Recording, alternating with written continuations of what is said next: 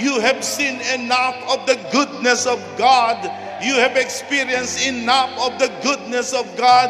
You have seen with your eyes. You have heard with your ears. You have felt it with your being. The goodness of God. Na yung mga nagtatapat, hindi pinababayaan ng Diyos. Kaya huwag kayong sasama sa mga hindi nagtatapat. Ang samahan nyo, yung hindi umuurong sa pananampalataya. Go with those who are not retreating. Join those who are not retreating.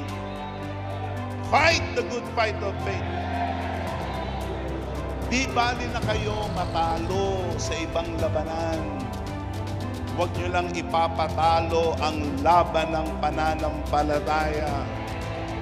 Sapagkat sa kahuli-hulihan, mga minamahal kong mga kapatid at mga panauhin, ang hahanapin ng Diyos ay pananampalataya.